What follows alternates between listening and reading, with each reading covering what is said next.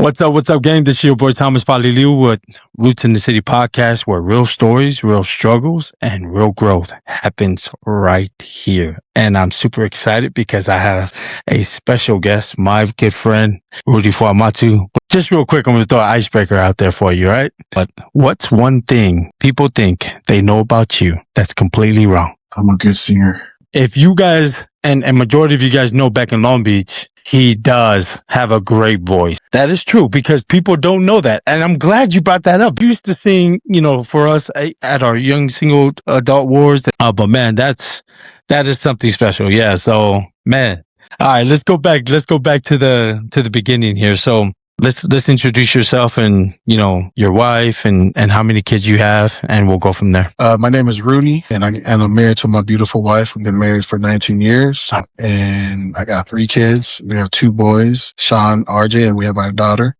and she takes all our money. 5th grader right now, a freshman and a sophomore. They'll all be moving out, so it'll be 6th, 10th, and 11th. So it's getting kind of scary. Oh man, it's getting to that point, right?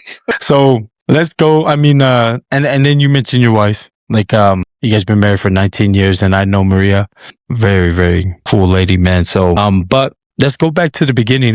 But what was your childhood like? Let's talk about your childhood, because we, like I met you when I was in Long Beach, but let's talk about your upbringing there. Dude, I'm number 7 out of 10 kids. It's a lot. So there's a lot of us. Being number 7, you got to fight for everything. And I was the skinniest one out of all my. So I think growing up, I mean, the cool thing was I had a partner.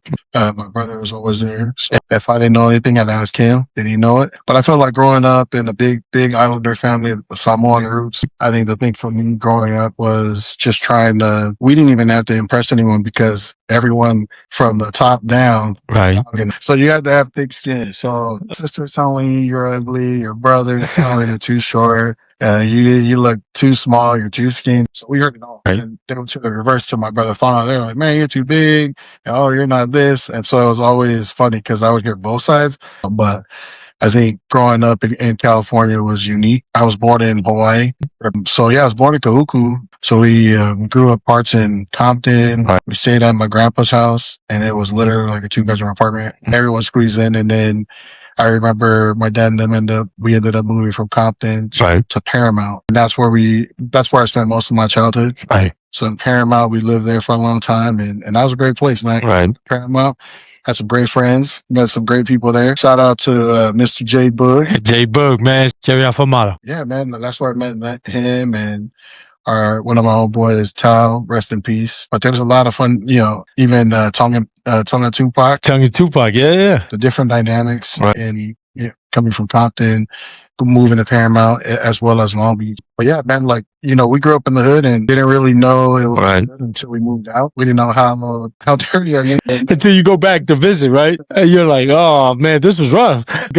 No, I mean, Long Beach, personally, that was a good place because we used to come to you guys' house, and it was the kickback spot, right? So rest in peace to your older brother. And we used to all go to the garage and just play video games and stuff like that. So, man, I loved going to that house. Everyone knew, like, oh, let's go to Rudy's house. That's what helped me out throughout my life, for sure. Is having a big family and having to have that thick skin. If you don't have that thick skin in the Samoan family, you're done. Especially with 10 siblings. And I think everything was just kind of. Yeah, we grew up in Paramount, and my grandparents, they lived not too far from us in Paramount. So we would always spend the night at my grandparents' house, and, they always take care of us. Me and my brother growing up was like McDonald's. Just like, we're going to go hang out at the grandparents' house, and it's going to be a good time. We're going to hang out. We're going to eat all the soup and all the chicken on a hot summer's day. But on our last day, we're going to get McDonald's. We always, it was always good when, so shout out to McDonald's. Shout out to McDonald's. McDonald's was the place. It was also like when you got it, it was like everything for us, right? When they ask, I'm like, if your auntie wants to take you guys, by all means. Yeah. At one point, it's going to end. It's going to end. But yeah, man, I think growing up in California during that time, man, we did so many good things. Like looking at it now, I was like, dang, that was. But it was it was to buy time. Like I look at it like we go there and then we hang out with other guys, and then we do some dumb stuff. Like, I mean, like, yeah, we do some like obnoxious things where we're just like throwing rocks on the, like on the side of the road. But let's get to who was, growing up, who was that guy that you looked up to? So I think going back to my grandparents' house, we were always hanging out over there. My brother David would stay there with them, and my sister Luffy. Oh, the oldest, right? They were taking care of our grandparents. Right. When Grandpa died, it was like, wait, what's going on? And then my brother, I looked up to my brother David because he was our protector. Right. And so, we're getting hit from or sauces from our parents. We're getting disciplined. Let's go hit the punching bag. Let's let off some steam. Right. So he taught me how to cope with those things, and he taught me how to understand who I was as a young man, and the importance of when you make mistakes, owning up to it. And so when my brother had passed away, it was kind of a shocker for us because he was in. My brother Spencer was getting this title, but my dad here come high chief of Samoa, and so they were out there, and me and Fauna are back home with my cousin Vasenga. So shout out to Vasenga. We were there with him. So before he went to Samoa, he came back. He was on tour. So back then he was on tour with a bunch of bands, and this band was Green Day at the time. Yeah, so this was during the Duke. I mean, like Green Day. This is when they were huge. And my brother, didn't know this, but he was a bouncer. Okay. So when he was at these clubs, that's where one of the guys spotted him. They said, "Hey, we want to take you on tour. Come protect our boys." Right. So my brother was like, "Wait, for real? You guys gonna pay for it?" Right. So he would bring us all these mixtapes, and from the club. So back at that time, there was no Instagram. Right. There was no format to music. So they had shows at the clubs, and that's where they would be able to. They'll do a set. Once their set was done, they would hand out CDs, and so they would give out their mixtape. Dude, my brother would bring those home. One of those CDs ended up being Monica. So like before Monica blew up, so they came out, and that was awesome. And then so my brother was out there doing all that stuff, and I didn't know to what extent. Sure, I was young. I'm like, that's cool, but who listens to Green Day at that time? But when he went out there and did that, that was his last trip before going to Samoa. Right. So when he got home, he had money. He was like, "Hey, we're gonna go eat. Right. We're gonna go to the movies." So I remember that day very, very strong. Right. I went to the movie theater and we watched Batman Returns. After the movie, we went to Del Taco to go eat. And in that conversation, I just remember him saying, whatever you do in this life, just make sure, don't be a part of no gangs. Right.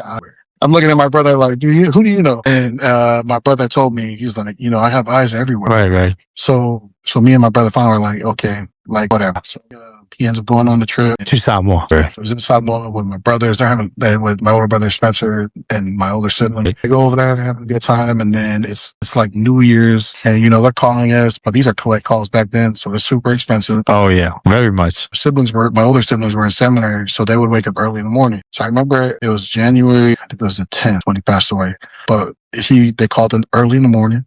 And my mom, I just remember my mom calling out saying, "Hey, everybody wake up." But normally my parents, they say prayer anyways, but just the older siblings. Me and my younger brother, we're sleeping. They call us and they say, "Hey, come out. We're going to say a prayer because your brother David's sick." We didn't know how sick he was. Like my mom then knew how sick he was. So did he get sick there? Or so he got sick in Samoa? And he ended up catching dengue fever. Before they knew it, they took him to the hospital and there was nothing that they could do. It was too late. It was too late for him. I didn't really understand, what was going on. I said, "Hey," first call was, "Hey, we're going to say a prayer." And then it was like an hour or so later, he's gone. Wow. What do you mean he's gone? Wow. You know he's on a trip. My mind couldn't comprehend that he's passed away. Physically, yeah. Because he was out there and it was like, nah. And I just remember I didn't eat, I didn't drink for that whole week until I got his body back. Right. And they were saying, they were going back and forth on whether or not they were going to leave him in Samoa and bury him there or bring him back to bring him back home. Yeah. I remember us going to the funeral home. This is where they tell us, "Hey, like I'm in the funeral home and we're just kind of like having fun. We're goofing off." Then we see the casket pull in and that's where we see our brother and we're just waterfalls, just crying. I'm just like, man, why God? Yeah. For me, that hit me really hard. At that time, I didn't really have a full understanding of the gospel, so crying every night, the myth, hearing his voice. Right. And I just remember at that time, the conversation that I had and, be strong, be the man of the house. Right. Spencer's going to be going on a mission soon. So he was like kind of coaching me up before he went on this trip, not knowing that would be the last. That'd be the last time. Man, that's hard, dude. Like, I want to tap into that because, I think of your dad too.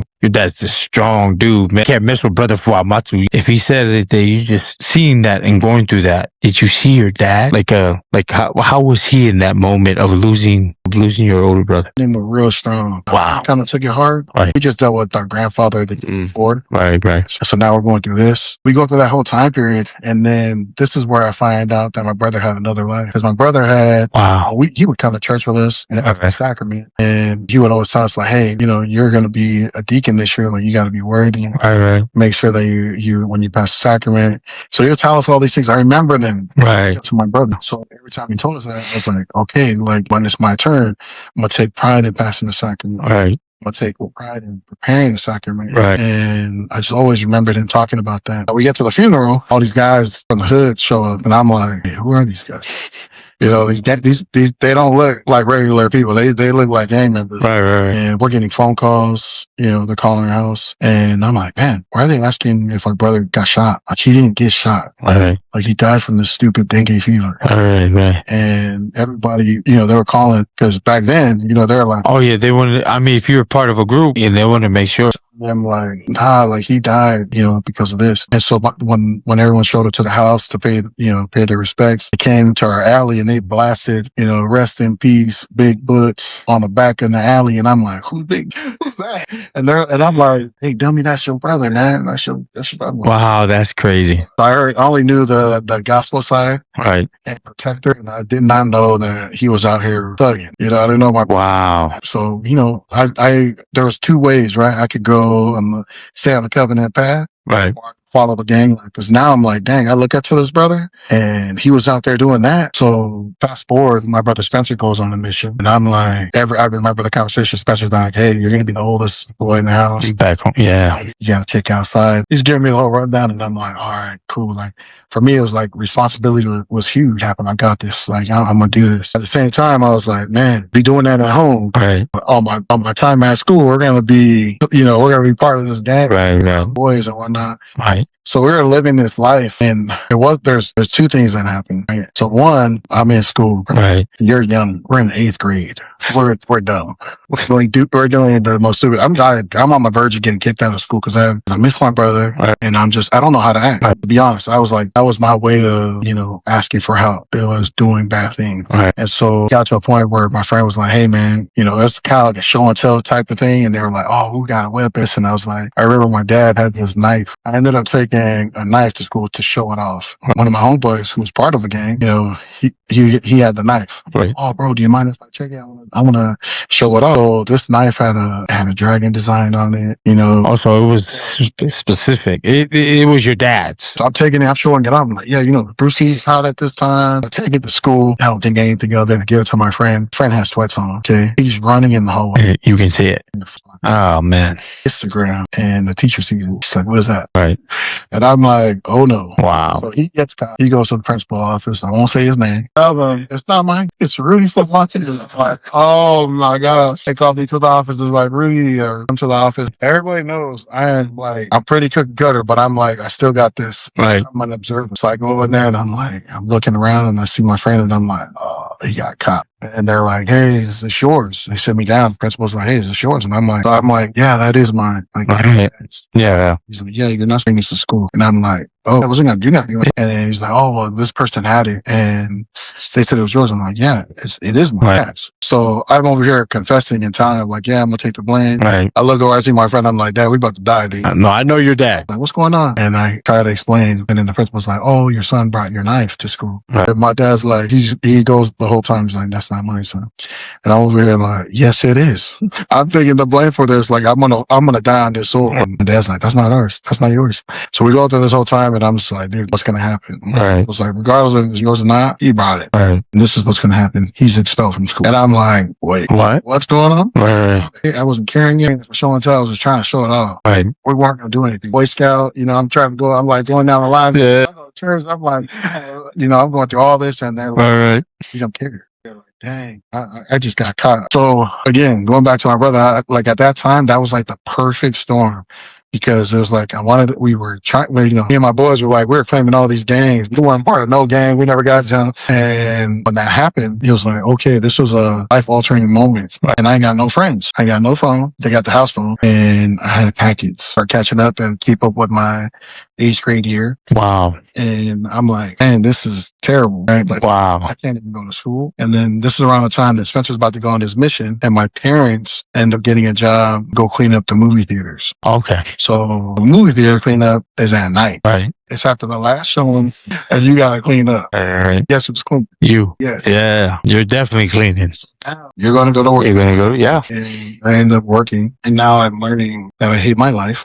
I have to go to work. Right. Work this at night, and Right. all the way till 4 or 5 o'clock in the morning, sometimes 6, starting this movie theater. I learned some valuable lessons there. Like, number one, I don't want to be working right now. My friends really don't have my back because they're out. All my friends never called me, never checked up on me. I was kind of the bad kid. Right. So it wasn't any of their fault because I chose bad. No. I mean, like, was that something that shaped you? Yeah. Back then, it wasn't stay on the covenant path. It was just like, hold on to the line. Hold on to that rod. They would tell me, like, stay, don't, keep the commandment. Right. But, I was just like, dude, we had to walk home from school. So, Right. where, kids and when parents are surprised Right. when kids are smoking, I'm like, dude, Oh yeah. Yeah, they were smoking back then. the lesson that I learned was, like, I was like, dude, I just want to be a kid. Right. I just wanted to be a kid. I don't want to be an adult. Right. I don't want to have to pay for things. Right.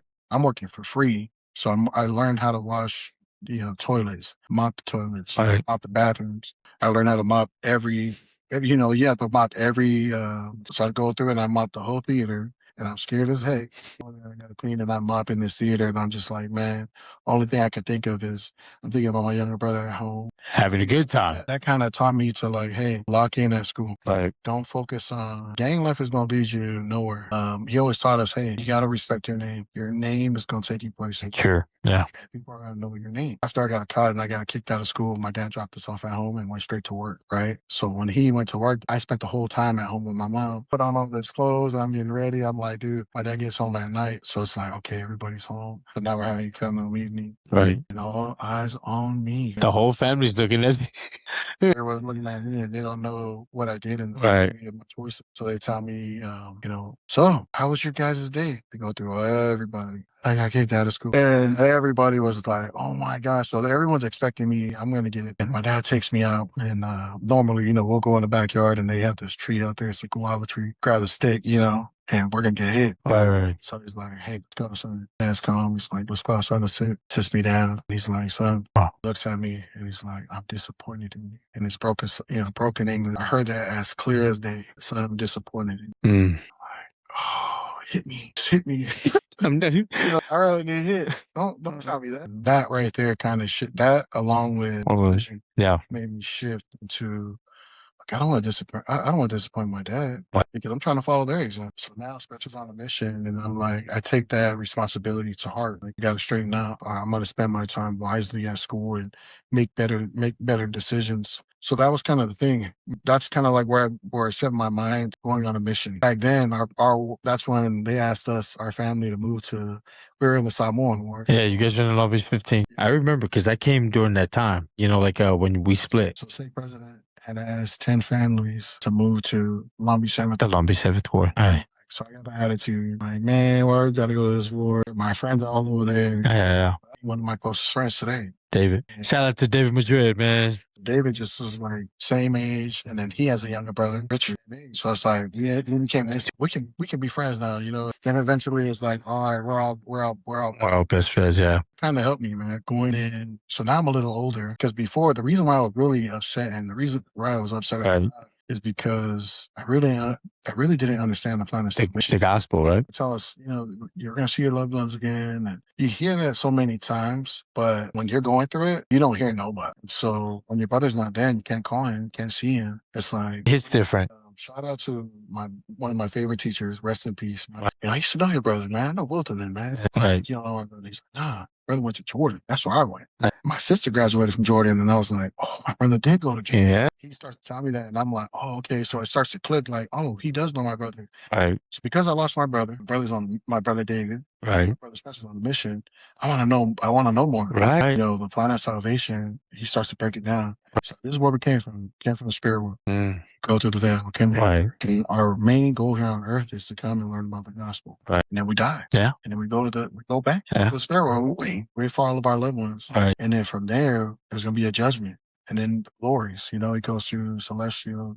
I mean, hearing it for the first time, I remember hearing it for the first time too, and I was like, that sounds weird. Struggling. So I was like, trying to gain some understanding. And I'm like, why am I going to church? So when he said that, it was just like, wait a minute, that's what my brother's doing? Ah. So now I'm like, okay, dang, he's talking about that. And I'm like, my brother David, he's waiting there, waiting for us. He's chilling over there, waiting for us on the other side. And so for me, that's when it was like, dang, it was like, I need to know more about. Yeah. Let's pivot to where you got an understanding of the gospel. Did you continue on your Yeah, so from then on, it just made it easy. It made it easier for my decision. Like I tried to have a girlfriend, and then when it happened, like I tried to get a girl, I was like, nope. And then the girlfriends that I had, the only thing we were doing were kissing. I knew I was going to go on a mission. I wasn't trying to mess around. You know, we had friends that were at our high school. I told this to my friends at work. I'm like, wait, how was high school for you? And I'm like, man, it was the best. But you know, kids were pregnant, and they had a classroom for the pregnant girls, especially at Long Beach, Jordan. Paramount was the same way. We saw young kids, young moms, young fathers, right? Like some of our best friends, you know what I mean? I know how social media and stuff like that, right? It's super big right now with just content that's going crazy. But people didn't know that even back then during our time, it was wild because it was like, no one would know. Like they didn't have phones to, you know, record it or anything. It's so interesting you brought that up because that's true. I mean, that's true with a lot of our friends, right? I'm gonna go on this mission, and then when I get home, it's on it. It's on and cracking. So with Mike Devereaux teaching me about that, right, it helped me to realize that I need to stay on this path because I want to see my brother again. Right. So I felt really close to, like, when I heard about the story about Joseph Smith and his brother dying, right, that helped me to realize, like, dang, I need to take my brother's name to the temple, you know? It was like, it wasn't until after I graduated from high school. Mm-hmm. And then I was actually married when I took his name, and it felt like it all happened on the Lord's timing. But yeah, high school was great, man. And then going on the mission, I wanted to know the mission. I asked him, what's your best advice? Have no regrets. And I was like, well, what do you mean by that? He was like, number one, don't aspire to be anything on the mission. I didn't really understand what that meant. And then he said, the second thing was, not all missionaries are going to be out there doing the same thing that you want to be doing. Right. To serve the Lord. To have another agenda. Yeah. And so, and I can't remember the third thing that he told me, but those are the two things that I remember the most. Right. Have no regrets. That don't aspire for anything. So when I got on the mission field, I saw that, oh, dang, there's some bad missionaries. And, you know, like, oh, these guys are, you know, they're from a different country. Right. The best mission. Shout out to, sure. You went to Honduras, that page. That was a great mission. Right. I got to see, I had President Shumway. So shout out to President Shumway and his lovely wife. Right. And I had President Ochoa following him. Great set of missionaries that I had, mission presidents, and they taught me a lot. So when I got into the mission, funny story is my mission president asked me this, and I kind of got offended, and I was kind of laughing at the same time. Our mission president, he asked me, "Hey, do you have any kids?" And I was like, "What?" I stopped. I was like, "President, am I getting punked right now?" And he's like, "No, because there was a missionary that came, and he had kids." And I was so he thought it. Not right now. But I laughed, and we chuckled there, dude. He laughed at me, and then he was like, he sent me to my area, and the first companion, you know how it is. Oh, yeah. He said, hey, pray for your companion, because you just never know. So I'm praying that please let this be in English speaking. We're getting to the mission, and I'm like, oh my God, Papa. I'm trying to set up safe. Right. So in the MTC was so much fun for me. I had a blast. Teachers told us, he said, hey, you know, you better eat up, because if you don't eat up, there's no restaurants. And I'm like, what? Well, me, my companion, Elder Pola, wonderful elder from Samoa. And then I had Elder Tonga, shout out Elder Tonga, he lives in Lehigh. So as two Samoans, two Tongans together, and we're in the same place. We had a blast. We were out there, we were banging the Lord work, singing over there at church functions and whatnot within the MTC. And we always had a good laugh because this is during the time where they talked about quiet dignity. And we're not perfect. Like we're imperfect, trying to be the Savior. Right. And that's like, if, you know, like today, that's why I feel like some members want to step away from the church. Right. But the times have changed. Back in the mission, that's what it was more of a format to help us to concentrate on the mission, locked in, because we're going to be away from our family. We're going to miss that old life that we had, Right. separate ourselves from the world. But one of the coolest things in the MTC is when they have the talks on Tuesdays, right? Devotionals. Thomas S. Monson come in and Yeah. so many apostles because we were there for 2 months, Right. for 8 weeks. And man, I got so many stories about the mission. But the best thing during those devotionals is when we had our scriptures in there, and they would say the scripture, turn to the scripture, and you can hear it, and it sounded like waves. And so those are the moments that I enjoyed the most, small moments. They're flipping through the pages, and everyone in the NTC is there for the same purpose, Right. the same reason when they start. We're going to serve the Lord. So at that moment, I felt so locked in. I was like, man, I'm where I need to be. But I also want to give a shout out to Robert Marley. These guys before the mission. Right. So they told me before the mission, hey, Fred he said in Chihuahua, Mexico, and we're going on the mission. We get there, we get to the mission, right? So I'm like, there ain't nothing there. Right. We're in our suits. And we're coming, and they tell us, like, as soon as we get there, like, hey, we don't wear suits in the mission. Only when you come in. Right. And when you leave, yeah. Into Honduras. I think you came home like at 170 or so. I saw you and I was like, thick. Because they told us that there was nothing in the mission. Right. We ate every meal, and we like clicked out. We were hooked, and they knew us. They're like, Right. be here for a minute before you guys are going to Honduras. Then they would give us extra food. So I'm over there in the I get in the mission, so we're rushing, and we get in the car, and I'm driving, looking around, I see a river. I'm like, okay, cool. He was driving, and I'm like, I see dudes with guns. But as we're driving there, I end up seeing that they have McDonald's. They have a burger. So we pull up, and we're going. So the first thing they do when you get there, they take you straight to the bank. You don't know the mission when you go. Right. You get your allowance for that 6 weeks. So you got to learn how to budget. So I'm over here like, okay, we're going in there. But the first thing, right, we're going in there. I'm like, my eyes are wide open. So I'm getting in there. We get to the bank, and I'm like, bro, first thing you see when you get in the bank, the guy he has a wand. This is like going into a concert. Right. They're checking you, making sure that you got no guns. Yeah, you got no guns in. 2 guys, right? So they take the wand, and then when you go in, they have another alarm system. I'm like, what in the heck? Oh, they're protecting the money. So it's like 2 stories. Get into this bank, and then I gotta look up the top, and I see another security guard with another gun. And I'm like, what is this? Like, we're in there. We're just like, I'm whispering. We're talking in English, and they're like, oh yeah, you can talk. And I'm like, we are in a whole new world. And I'm like, this place is different. So I'm like, my eyes are open because I'm like, I'm not trying to get jacked. They were getting everything done. And we have dinner. The next morning, like, all right, getting ready. We're gonna go to our transfer meeting, and we go to the transfer meeting, and they're naming off, where everybody's who's going where. And this was kind of cool because every zone leader was there, right? And then every missionary that was getting a new companion was there. So that's big. So all the missionaries, there's hundreds of missionaries. We had 250 missionaries, so there's like 150 or so missionaries in it. And so everybody comes in, and they do the transfers. This companion's going here.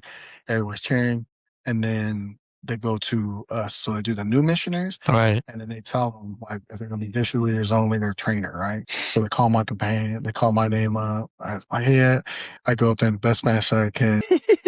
They're all clapping. And then, now they're going to say where we're going. Where are you guys going now? And then, so they call my, the Velasquez will be senior companion and trainer. Everyone like, ooh. And then they said my name. They're like, Rudy Fuamatu. Everyone's clapping. We got picked to be a trainer. And I was kind of shocked. And I was just like, oh, in the moment. Right. And then later on, one of my buddies was like, yeah, that dude doesn't, he's a good missionary, but he will like to talk to the girls. I go on the mission. I'm having a blast, and I'm sick, right? So before I get there to Honduras, I have this rash underneath my arm. Right. My arm is nasty.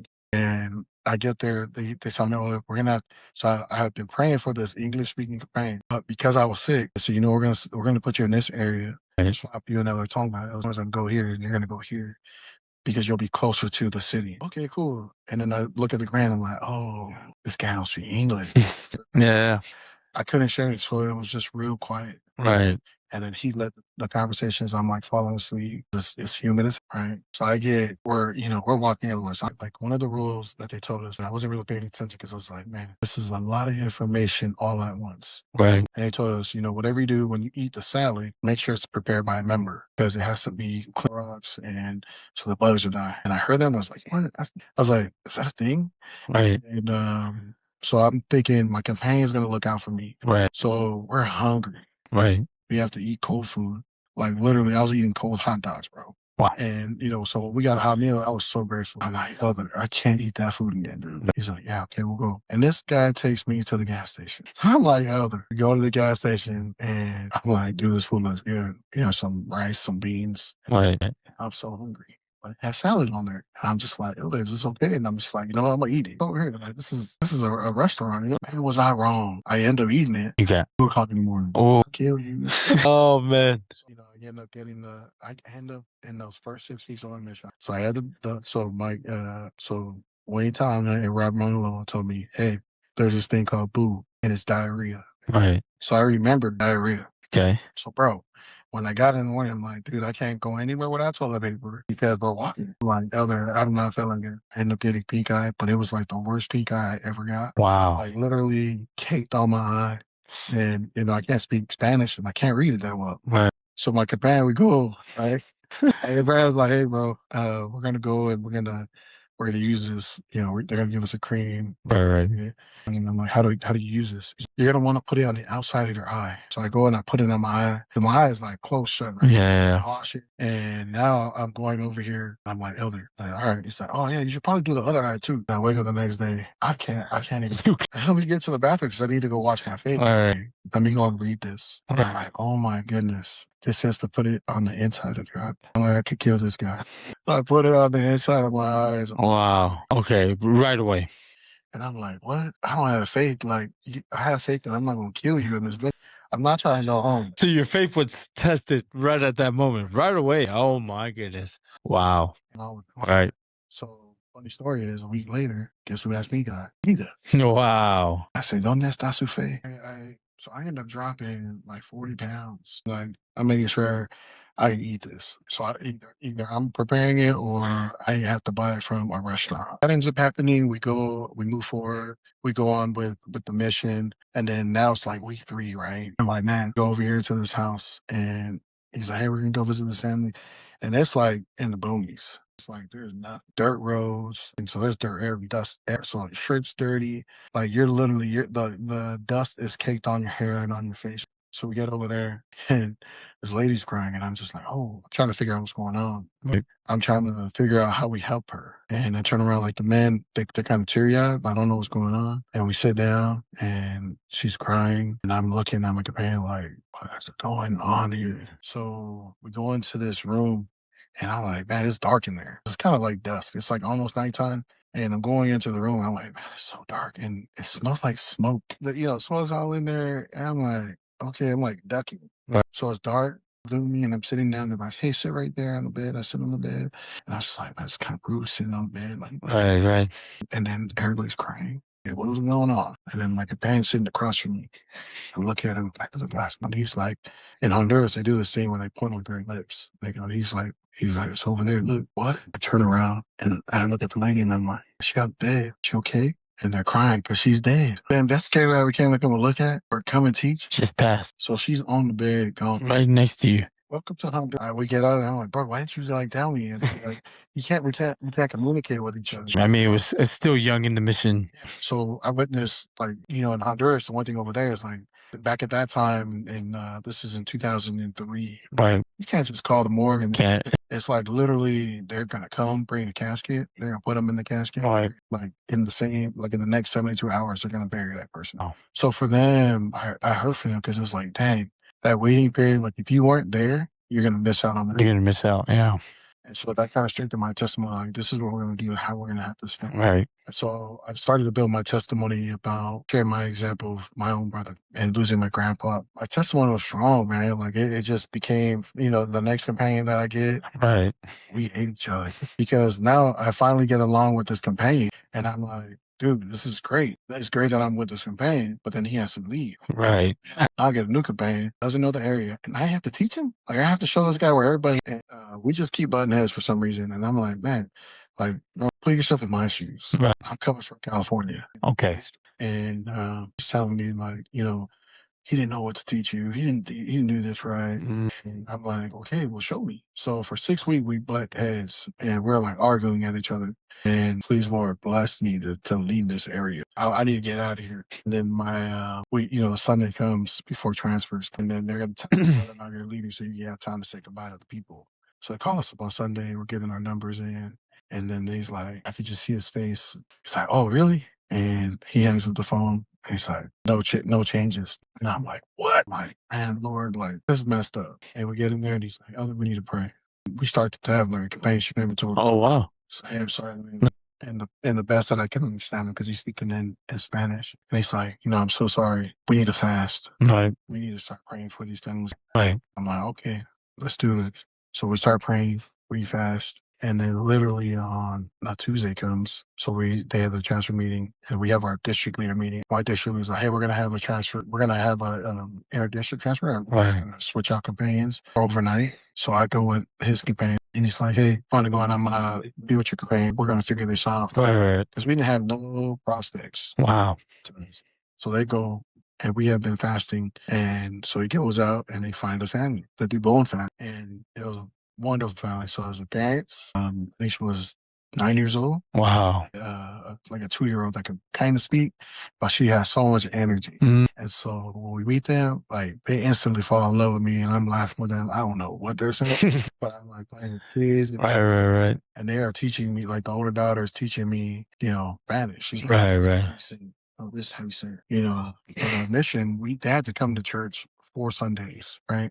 If they miss that 4th Sunday, they can't get baptized. And so we had a date for them. We were ready to get them baptized, and it's the 3rd Sunday. And I'm like, okay, the 4th Sunday is coming up. Like they're good. Right, they're solid. Yeah. I'm waiting for them at the front. They gonna like church is about to start. You hear the organ playing. I'm like, oh, dude, what's the sacrament?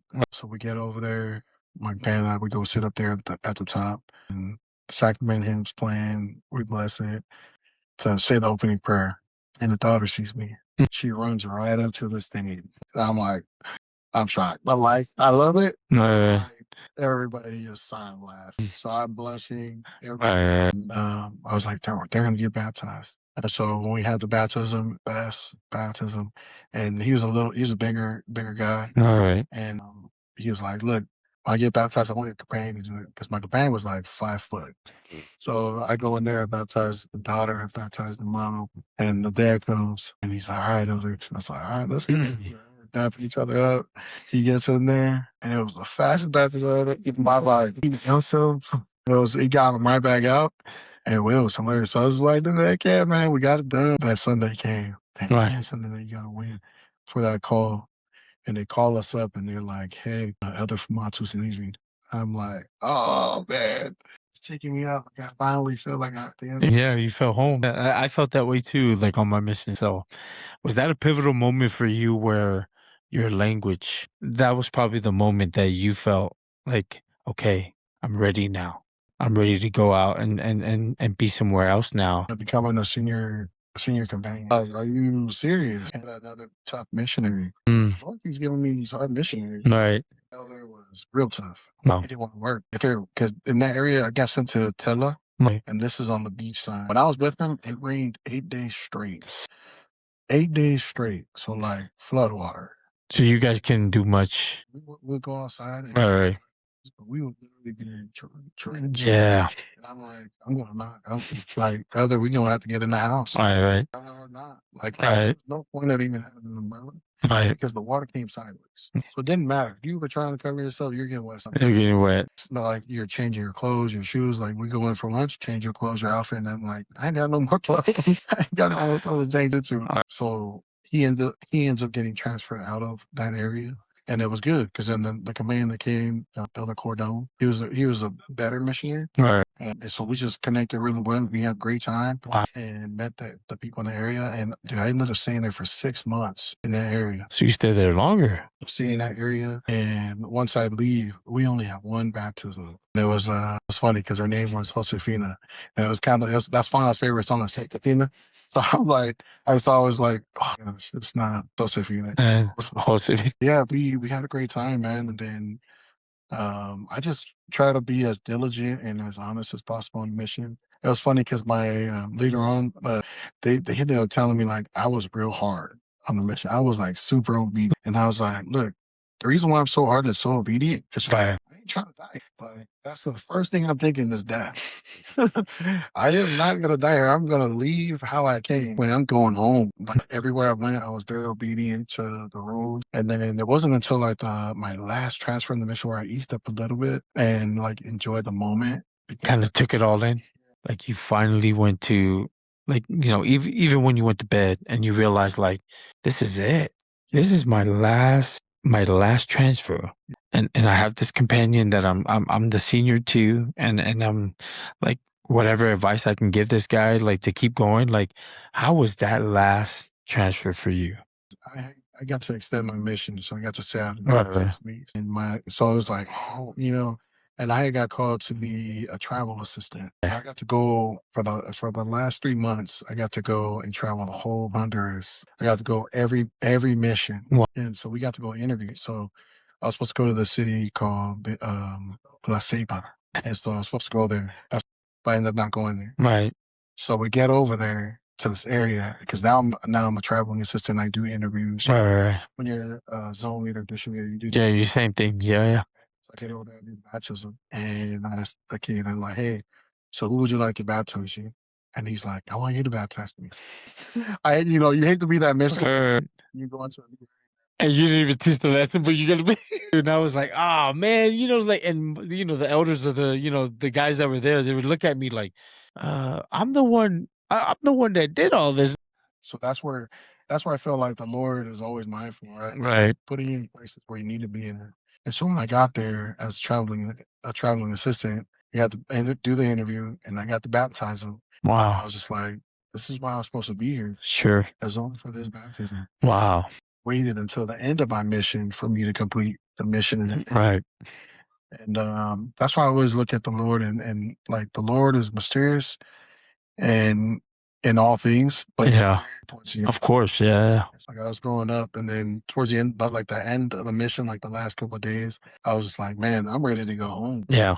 I'm ready to enjoy my family. You've done everything you needed to do there. I'm only taking stuff that I can buy. Oh, I left everything, dude. I left all my, so during the time I left, like it was my birthday, and I had the care package. Like all of the elders came and I said, take it. I had Snickers, like boxes of Snickers. I was like, take it, man, because I'm going home. Thank you for sharing that. So coming back from your mission now, like transitioning back to life. I think the greatest blessing about being on a mission, being in leadership, like zone or district leader, it helps you to be able to understand how to budget money. And that taught me like, hey, how to budget, how to be able to pay bills, and how to process all that stuff. Right. And that just taught me because I could see my mom do it. So now I'm in charge of the whole zone's money. Right. I didn't there personally. So I'm like, dang, this is a lot of work because I got to go do now at night. After our district and zone meetings, Right. I got to go back and I got to take all the receipts that they gave me, give them all their money, submit all those paperwork Right. back to the president's office, right, or the mission home. Right. And they get all that stuff. Right. So I think for those who are going on a mission, it teaches you all those things: how to budget, Right. how to leverage money, how to use it while they're on the mission. And I'm grateful for the little care packages that I did get when I was out there because I ended up using it right back in the mission. So many missionaries over there, they were from foreign countries too, Yeah. Guatemala, El Salvador. Wow. And then, those who came from the United States of America. Right. So it's fun to be able to witness that and be a part of that in the mission. And then transitioning to the home life ain't funny because everybody, as soon as I came home, I still have a part of my, everybody teased me and now everybody rocking it. Right. That's funny because everything comes back in style, right? And here you see today, those same people that were clowning and dogging me, they're rocking the partner. I'm like, oh, you want to wear a part? But I think being home or coming home and leaving the mission was great because then I was so grateful for the things that I did. Right. One of the things I was super grateful for, bro, was the carpet. As soon as I got home, because in Honduras, there was either concrete floors or tile. They were sweeping so good so many times. Wow. It was shiny. You know what I mean? Like, it sounded, I'm like, dude, this is dirt. Right. So when I got home, I just laid on the floor. And you just, oh yeah. my socks around and I get my socks dirty. Right. I can take a warm shower. I Right. have to go to these giant, they call them pilas.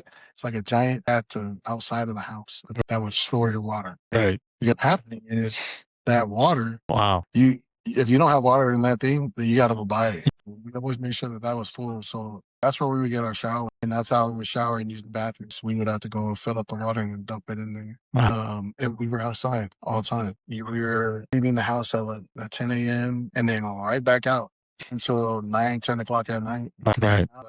You know, you don't have a band checking on you. Right. There's having scriptures with you, no one's singing. Because we have to get up in the morning. Our rule was you have to get up, you have to sing together. Right. Then you have to say a prayer, read your scriptures, and do your thing, my personal study, and then group planning, and then out on the field. Right. And so coming home, I was like, man, this is so nice to be. For me, it was actually weird because, like, on the mission, you always had somebody with you, right? And then, coming home, all my siblings were working. And I'm like, oh man, there was there. So I'm over there looking for my mom, my dad, like, what are you guys doing today? But coming back home and transitioning back home, like, what was the first thing that you thought in your head that you wanted to do? The first thing coming home was kind of fun because our cousin James. Yeah. James, James, yeah. Rest in peace.